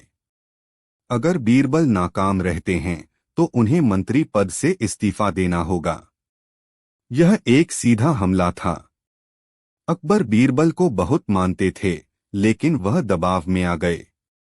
उन्हें अपनी सल्तनत की प्रतिष्ठा भी प्यारी थी। कुछ देर सोचने के बाद उन्होंने भारी मन से कहा, ठीक है बीरबल, तुम्हें 7 दिनों का समय दिया जाता है। या तो तुम जवाब के साथ लौटना या फिर अपने पद से इस्तीफे के साथ। बीरबल ने शांति से इस शर्त को भी स्वीकार कर लिया और दरबार से चले गए। अगले कुछ दिन बीरबल के लिए बहुत कठिन थे। वह अपने कमरे में बंद नहीं हुए, न ही उन्होंने किसी किताब में इस सवाल का जवाब खोजा। वह जानते थे कि इसका जवाब किसी किताब में नहीं मिलेगा। वह हर सुबह और हर शाम यमुना नदी के किनारे जाकर बैठ जाते। वह घंटों पानी के बहाव को, उसमें उठती छोटी छोटी लहरों को देखते रहते। वह मछुआरों से बात करते, बच्चों को पानी में पत्थर फेंकते देखते और सोचते रहते। शहर में अफवाहें फैलने लगीं। लोग कहते कि बीरबल पागल हो गए हैं। उनके दुश्मन खुश थे। इनायत खान हर रोज अकबर के कान भरता, देखिए जहांपनाह, मैंने तो पहले ही कहा था। बीरबल का दिमाग अब काम नहीं करता। वह बस नदी किनारे बैठकर समय बर्बाद कर रहा है। अकबर का मन भी डावाडोल होने लगा। क्या उन्होंने बीरबल पर भरोसा करके कोई गलती कर दी? 6 दिन बीत गए। 7वें दिन की सुबह हो गई। आज फैसले का दिन था। बीरबल सुबह से ही गायब थे। दरबार लगने का समय हो गया, लेकिन उनका कहीं अतापता नहीं था। इनायत खान और मीर जफर के चेहरों पर जीत की मुस्कान थी। अकबर का दिल डूब रहा था।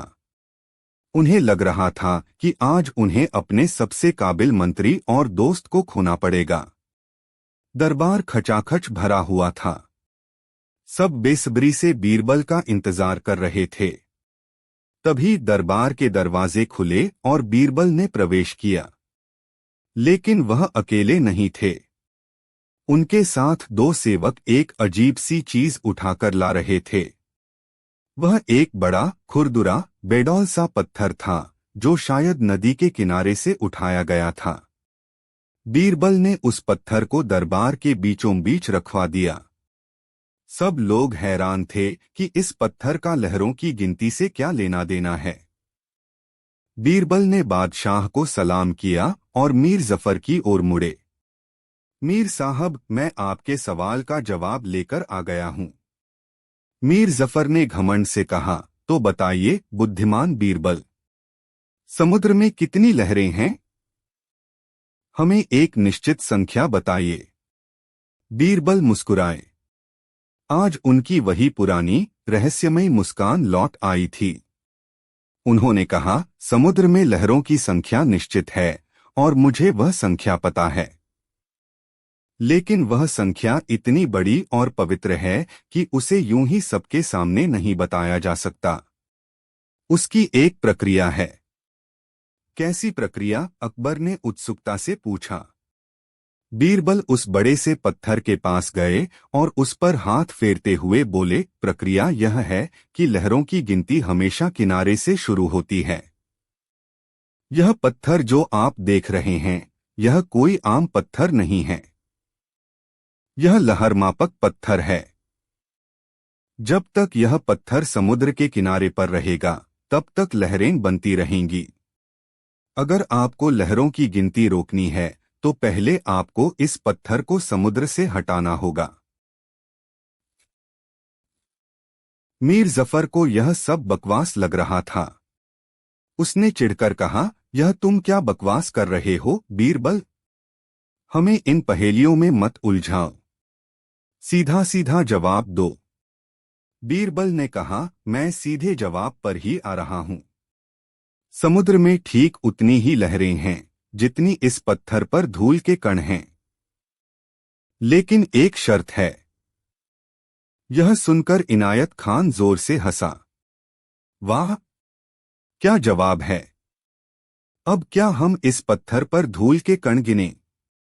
यह तो तारों को गिनने से भी ज्यादा मुश्किल है। बीरबल ने शांति से कहा, वजीर साहब कृपया सब्र रखें। मेरी बात अभी पूरी नहीं हुई है।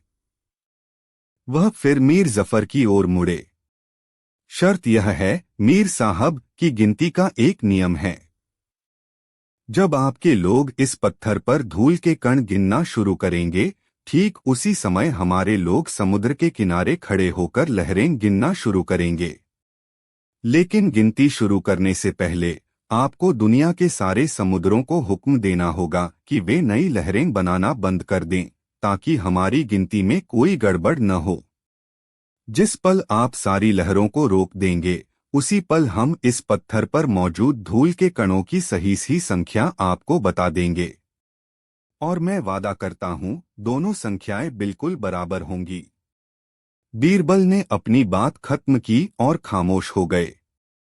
एक पल के लिए दरबार में सन्नाटा छा गया। फिर लोगों को धीरे धीरे बीरबल की बात का मतलब समझ में आया। बीरबल ने क्या किया था?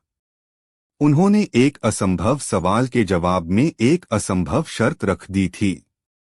उन्होंने गेंद वापस मीर जफर और फारस के शाह के पाले में फेंक दी थी। अगर लहरों को गिनना असंभव है, तो उन्हें बनने से रोकना भी उतना ही असंभव है। मीर जफर का चेहरा शर्मिंदगी से लाल हो गया। उसके पास कहने के लिए एक शब्द नहीं था। वह समझ गया कि बीरबल ने उसे उसी के खेल में मात दे दी है। वह न तो हाँ कह सकता था और न ही ना।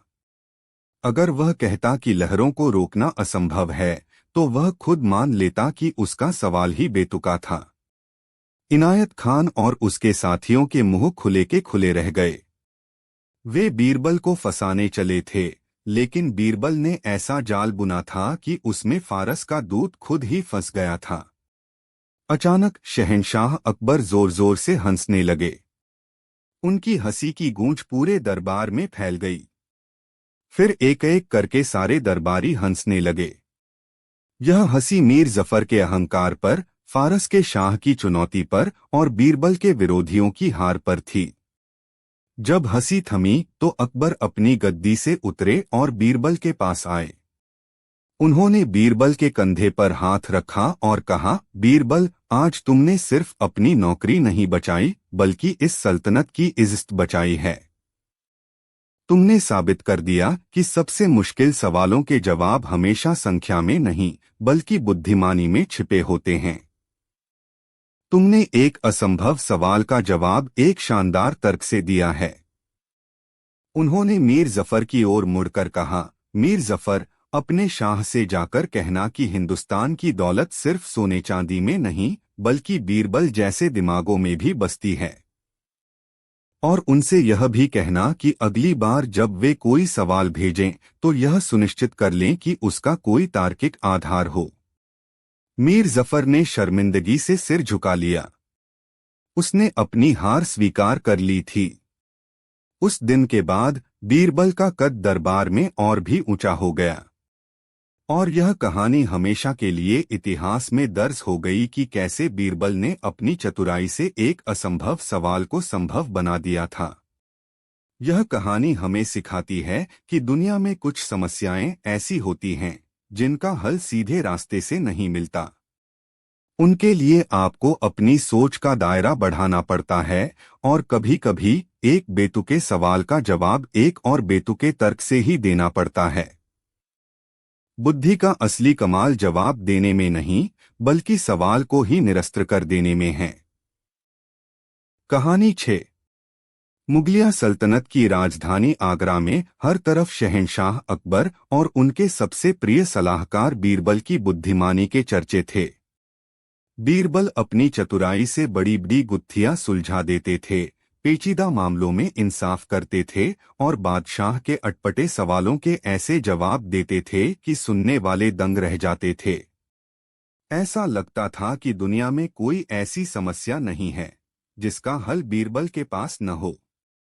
लेकिन कहते हैं न, हर इंसान की कोई न कोई कमजोरी होती है, कोई न कोई ऐसी दुखती रग होती है जहां बड़े बड़ों की अक्ल भी घास चरने चली जाती है। बीरबल के लिए भी एक ऐसी ही मुसीबत आसमान से टपक पड़ी, और वह मुसीबत किसी दुश्मन या दरबारी की साजिश के रूप में नहीं, बल्कि एक प्यारे से रिश्ते साले साहब के रूप में आई थी। जी हाँ, बीरबल का साला, जिसका नाम था भोलानाथ। नाम तो भोलानाथ था, लेकिन उसके काम बड़े शैतानी थे। वह बीरबल की पत्नी का दूर का भाई था और अपने गांव में अपनी आलसी और कामचोर प्रवृत्ति के लिए पूरे इलाके में मशहूर था। उसने सुन रखा था कि उसके जीजाजी बीरबल बादशाह अकबर के दरबार में बहुत बड़े मंत्री हैं, उनके पास धन दौलत और शोहरत की कोई कमी नहीं है। बस यही सुनकर एक दिन भोलानाथ अपना बोरिया बिस्तर बांधकर आगरा आ धमका। बीरबल ने अपनी पत्नी के भाई का दिल से स्वागत किया। भारतीय संस्कृति में मेहमान को भगवान का रूप माना जाता है, और बीरबल तो वैसे भी बहुत संस्कारी व्यक्ति थे। उन्होंने भोलानाथ के रहने के लिए एक शानदार कमरा खुलवा दिया, उसके खाने पीने का शाही इंतजाम करवाया और उसकी सेवा में 2 नौकर लगा दिए। शुरू के कुछ दिन तो ठीक ठाक गुजरे। भोलानाथ जीजाजी की शानो शौकत देखकर बहुत प्रभावित हुआ। वह दिन भर मजे से खाता पीता, सोता और शाम को शहर की सैर पर निकल जाता। बीरबल को लगा कि शायद कुछ दिन रहकर वह वापस चला जाएगा, लेकिन बीरबल का यह अंदाजा बिल्कुल गलत साबित हुआ। हफ्ता बीता, फिर दूसरा हफ्ता बीता, फिर महीना गुजर गया, लेकिन भोलानाथ के जाने का कोई आसार नजर नहीं आ रहा था। वह बीरबल के घर में ऐसे जम गया था जैसे किसी पुराने किले पर काई जम जाती है। अब धीरे धीरे भोलानाथ के असली रंग दिखने शुरू हुए। वह सुबह देर तक सोता, फिर उठकर नौकरों पर बेवजह रौब जमाता। अरे ओ दुर्जन, मेरे नहाने का पानी गर्म क्यों नहीं है? अरे मूर्ख, मेरे नाश्ते में बादाम कम क्यों हैं? उसकी फरमाइशें दिन ब दिन बढ़ती जा रही थीं। इतना ही नहीं, उसने बीरबल के नाम का इस्तेमाल करना भी शुरू कर दिया था। वह बाजार जाता और दुकानदारों से उधार सामान उठा लेता, यह कहकर कि पैसे मंत्री जी दे देंगे, जानते नहीं हम कौन हैं? बीरबल के साले हैं। उसकी इन हरकतों से बीरबल की प्रतिष्ठा पर आंच आने लगी थी। बीरबल की पत्नी भी अपने भाई की इन आदतों से परेशान थीं, लेकिन भाई का मोह उन्हें कुछ कहने से रोक देता था। वह बस बीरबल से कहती, जी थोड़ा और सब्र कर लीजिए, कुछ दिनों में अक्ल आ जाएगी तो चला जाएगा। लेकिन भोलानाथ की अक्ल आने के बजाय उसकी हरकतें और बढ़ने लगीं। एक दिन तो उसने हद ही कर दी। वह नशे में धुत होकर घर लौटा और बीरबल के उन कीमती पांडुलिपियों पर पानी गिरा दिया जिन पर बीरबल राज्य के जरूरी कानून लिख रहे थे। उस दिन बीरबल का सब्र का बांध टूट गया। वह समझ गए कि यह मुसीबत सीधी उंगली से घी निकालने से नहीं मानेगी, इसके लिए उंगली टेढ़ी करनी ही पड़ेगी। लेकिन वह भोलानाथ को सीधे सीधे घर से निकलने के लिए भी नहीं कह सकते थे। इससे उनकी पत्नी का दिल दुखता और समाज में भी उनकी बदनामी होती कि इतने बड़े आदमी ने अपने एक गरीब रिश्तेदार को घर से निकाल दिया। बीरबल ने सोचा, इस कांटे को निकालने के लिए एक दूसरे कांटे का ही इस्तेमाल करना होगा। इसे भगाने के लिए मुझे डांट फटकार नहीं, बल्कि अपनी बुद्धि का प्रयोग करना होगा। उस रात बीरबल ने एक योजना बनाई, एक ऐसी योजना जो सांप भी मार दे और लाठी भी न टूटे। अगली सुबह जब भोलानाथ सोकर उठा तो उसने देखा कि बीरबल उसके कमरे में बैठे हैं और बड़े प्यार से उसे देख रहे हैं। भोलानाथ थोड़ा घबरा गया। उसे लगा कि शायद कल रात की हरकत के लिए जीजाजी उसे डांटने आए हैं। लेकिन बीरबल ने मुस्कुराते हुए कहा, भोलानाथ, तुम मेरे साले हो, यानी मेरे भाई जैसे हो। मैं कब से देख रहा हूं कि तुम यहां बिना किसी काम के अपना समय बर्बाद कर रहे हो। यह मुझे अच्छा नहीं लगता। मैंने तुम्हारे लिए एक बहुत अच्छा काम सोचा है। काम का नाम सुनते ही भोलानाथ के चेहरे का रंग उड़ गया। उसने अपनी पूरी जिंदगी में काम करने के बारे में सोचा तक नहीं था। उसने बहाना बनाते हुए कहा, जीजाजी, इसकी क्या जरूरत है? आपकी कृपा से मुझे यहाँ कोई कमी नहीं है। मैं तो आपकी सेवा में ही रहना चाहता हूँ। बीरबल ने और भी ज्यादा प्यार जताते हुए कहा, अरे नहीं नहीं, तुम बहुत प्रतिभाशाली हो। तुम्हारी प्रतिभा को ऐसे व्यर्थ नहीं जाने दे सकते। मैंने बादशाह सलामत से बात की है। उन्होंने तुम्हें एक बहुत ही जिम्मेदारी वाला और शाही काम सौंपा है। शाही काम? भोलानाथ की आंखों में चमक आ गई। उसे लगा कि शायद उसे दरबार में कोई बड़ा पद मिलने वाला है, जहां उसे बिना कुछ किए धरे तनख्वाह मिलेगी। उसने उत्सुकता से पूछा, कैसा काम है जीजाजी? बीरबल ने एक गंभीर चेहरा बनाया और बोले, यह काम बहुत ही महत्वपूर्ण है और इसे सिर्फ तुम जैसा भरोसेमंद और बुद्धिमान व्यक्ति ही कर सकता है। तुम्हें हमारे शाही हाथियों में से एक सबसे प्रिय हाथी शेरू की देखभाल करनी है। भोलानाथ थोड़ा निराश हुआ। हाथी की देखभाल? यह कैसा शाही काम हुआ? बीरबल ने उसकी निराशा को भांपते हुए तुरंत कहा, अरे यह कोई मामूली काम नहीं है। तुम्हें शेरू को रोज सुबह शाम यमुना नदी में नहलाने ले जाना होगा। उसे अपने हाथों से खाना खिलाना होगा। और सबसे जरूरी बात, तुम्हें रोज सुबह उसका वजन करना होगा और शाम को दोबारा वजन करके यह सुनिश्चित करना होगा कि उसका वजन न तो 1 ग्राम कम हो और न ही 1 ग्राम ज्यादा। बादशाह सलामत अपने हाथी की सेहत को लेकर बहुत चिंतित रहते हैं। अगर वजन में जरा भी ऊंच नीच हुई तो सजा बहुत सख्त हो सकती है।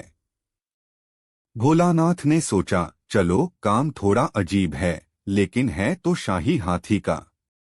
लोगों पर रौब तो जमा ही सकूंगा। उसने खुशी खुशी हामी भर दी। अगले दिन से भोलानाथ का नया जीवन शुरू हुआ। सुबह सुबह महावत उसे जगा देता। उसे आलस से भरे शरीर को घसीटते हुए हाथियों के बाड़े में जाना पड़ता। वहां उसे शेरू हाथी के गोबर और मूत्र की बदबू का सामना करना पड़ता। फिर उसे उस विशाल जानवर को यमुना तक ले जाना होता। हाथी अपनी मस्ती में चलता, कभी रुक जाता तो कभी दौड़ने लगता। भोलानाथ की आधी जान तो उसे नदी तक ले जाने में ही निकल जाती। फिर शुरू होता असली काम, हाथी को नहलाना। वह बाल्टी से पानी डालता तो हाथी अपनी सूंड में पानी भरकर उसी के ऊपर फेंक देता। वह उसे एक तरफ से रगड़ता तो वह दूसरी तरफ घूम जाता। घंटों की मशक्कत के बाद जब तक हाथी नहाता, तब तक भोलानाथ खुद सिर से पांव तक भीगकर कीचड़ में सन चुका होता। इसके बाद का काम और भी मुश्किल था। हाथी का वजन करना। बीरबल ने उसे एक बहुत बड़ी तराजू दिलवा दी थी। भोलानाथ को महावतों की मदद से उस विशाल हाथी को तराजू के एक पलड़े पर चढ़ाना होता और दूसरे पलड़े पर वजन के पत्थर रखने होते। इसमें ही उसका पूरा दिन निकल जाता। उसे यह सुनिश्चित करना होता था कि सुबह और शाम का वजन बिल्कुल बराबर हो। खाने के समय उसे हाथी के लिए गन्ने, केले और रोटियों का ढेर तैयार करना पड़ता। दिन भर की इस मेहनत के बाद जब वह रात को अपने बिस्तर पर पहुंचता तो उसका शरीर दर्द से टूट रहा होता। अब उसे न तो नौकरों पर चिल्लाने का होश रहता, न ही शहर में घूमने फिरने का। एक हफ्ता गुजर गया। भोलानाथ की हालत पतली हो गई थी। उसका चेहरा मुरझा गया था, आंखों के नीचे काले गड्ढे पड़ गए थे और उसके शरीर से हर समय हाथी के गोबर की गंध आती रहती थी। शाही ठाट बाट और आराम के जो सपने लेकर वह आगरा आया था, वे सब गोबर में मिल चुके थे। एक दिन बीरबल उससे मिलने हाथियों के बाड़े में गए। उन्होंने देखा कि भोलानाथ एक कोने में बैठा हाफ रहा है और हाथी मजे से गन्ना चबा रहा है। बीरबल ने बड़े प्यार से पूछा, क्यों भोलानाथ, काम कैसा चल रहा है? बादशाह सलामत तुम्हारे काम से बहुत खुश हैं। भोलानाथ की आंखों में आंसू आ गए। वह बीरबल के पैरों में गिर पड़ा। मुझे माफ कर दो जीजाजी, मुझसे यह काम नहीं होगा। यह शाही काम मेरे बस का नहीं है। मैं तो एक साधारण इंसान हूं। मुझे मेरे गांव वापस भेज दीजिए। मैं वहीं खेतीबाड़ी कर लूंगा, लेकिन यह हाथी मुझसे नहीं संभलेगा। बीरबल ने मन ही मन मुस्कुराया। उनकी योजना सफल हो गई थी। लेकिन ऊपर से उन्होंने चिंता जताते हुए कहा, लेकिन भोलानाथ, अगर तुमने काम बीच में छोड़ा तो बादशाह नाराज हो जाएंगे। वह तुम्हें सजा भी दे सकते हैं। यह सुनकर भोलानाथ और भी डर गया। वह गिड़गिड़ाने लगा, आप ही मुझे बचाइए जीजाजी। आप तो बहुत बुद्धिमान हैं। कोई ऐसा रास्ता निकालिए कि बादशाह नाराज भी न हो और मेरी जान भी बच जाए। बीरबल ने कुछ देर सोचने का नाटक किया और फिर बोले, ठीक है, एक ही रास्ता है। तुम आज रात चुपचाप यहां से अपने गांव के लिए निकल जाओ। किसी को कानो कान खबर नहीं होनी चाहिए। जब सुबह तुम यहां नहीं मिलोगे तो मैं बादशाह को बता दूंगा कि शाही काम के दबाव और जिम्मेदारी के डर से तुम भाग गए। इससे बादशाह तुम्हें कायर और गैरजिम्मेदार समझेंगे, लेकिन तुम्हारी जान बच जाएगी। भोलानाथ को यह तरकीब बहुत पसंद आई। अपनी इज्जत से ज्यादा उसे अपनी जान और अपना आराम प्यारा था। उस रात जैसे ही सब सो गए, भोलानाथ ने अपना छोटा सा थैला उठाया और दबे पांव बिना किसी से मिले आगरा से अपने गांव की ओर भाग खड़ा हुआ। अगली सुबह जब दरबार लगा तो अकबर ने बीरबल से पूछा, बीरबल, तुम्हारा साला कैसा काम कर रहा है? हमने सुना है वह बहुत मेहनती है। बीरबल ने एक दुखी चेहरा बनाकर कहा, क्या बताऊं जहांपना, वह शाही काम के भारी बोझ और जिम्मेदारी को संभाल नहीं पाया। लगता है वह डरकर रात में ही कहीं भाग गया। उसने हम सबकी नाक कटवा दी। अकबर ने हंसते हुए कहा, कोई बात नहीं बीरबल, हर कोई शाही जिम्मेदारियों के लायक नहीं होता। चलो अच्छा ही हुआ, कम से कम हाथी तो अब किसी योग्य व्यक्ति के हाथ में रहेगा। बीरबल ने सिर झुकाकर बादशाह का धन्यवाद किया। उनके घर से एक बड़ी मुसीबत टल चुकी थी। उनकी पत्नी थोड़ी उदास थीं, लेकिन वह भी समझ गई थीं कि बीरबल ने जो किया वह सबके भले के लिए ही किया। इस तरह बीरबल ने बिना किसी लड़ाई झगड़े, बिना किसी अपमान के, सिर्फ अपनी बुद्धि और चतुराई का इस्तेमाल करके अपने आलसी और परेशान करने वाले साले से हमेशा के लिए छुटकारा पा लिया। यह कहानी हमें सिखाती है कि हर समस्या का समाधान बल या गुस्से से नहीं होता। कभी कभी शांत दिमाग से बनाई गई एक छोटी सी योजना बड़ी से बड़ी मुसीबत को भी जड़ से उखाड़ सकती है। बीरबल ने यह साबित कर दिया कि असली ताकत तलवार में नहीं बल्कि दिमाग में होती है।